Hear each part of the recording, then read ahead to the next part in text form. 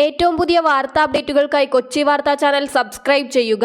മുഖ്യമന്ത്രിയും മന്ത്രിമാരും ചേർന്ന് നടത്തിയ നവകേരള യാത്രയ്ക്ക് ശേഷം നടന്ന തദ്ദേശ സ്വയംഭരണ വാർഡുകളിലെ ഉപതെരഞ്ഞെടുപ്പിൽ LDFന് വൻ നേട്ടം. സംസ്ഥാനത്തെ വിവിധ ജില്ലകളിലായി നടന്ന 23 വാർഡുകളിലെ തിരഞ്ഞെടുപ്പിൽ LDF 6 സീറ്റ് അധികമായി പിടിച്ചു.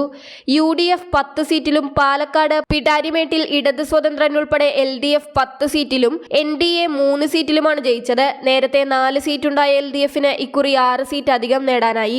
14 സീറ്റുണ്ടായിരുന്ന UDF 10ലേക്ക് ചുരുങ്ങി. 4 സീറ്റുണ്ടായിരുന്ന BJPക്ക് ഉപതെരഞ്ഞെടുപ്പിൽ 3ഇടത്തെ ജയിക്കാനായുള്ളൂ. 10 ജില്ലകളിലായി ഒരു മുനിസിപ്പൽ കോർപ്പറേഷൻ വാർഡിലും 4 മുനിസിപ്പാലിറ്റി വാർഡിലും 18 ഗ്രാമപഞ്ചായത്ത് വാർഡിലുമായിരുന്നു ഉപതെരഞ്ഞെടുപ്പ്. 75.1% പേർ വോട്ട് രേഖപ്പെടുത്തി. നെടുമ്പാശ്ശേരി 14-ാം വാർഡിൽ നടന്ന ഉപതെരഞ്ഞെടുപ്പിൽ പരാജയപ്പെട്ടതോടെ UDFന് പഞ്ചായത്ത് ഭരണവും നഷ്ടമായി. LDF സ്ഥാനാർത്ഥി NS അർച്ചന വിജയിച്ചതോടെയാണ് ഭരണം പോയത്.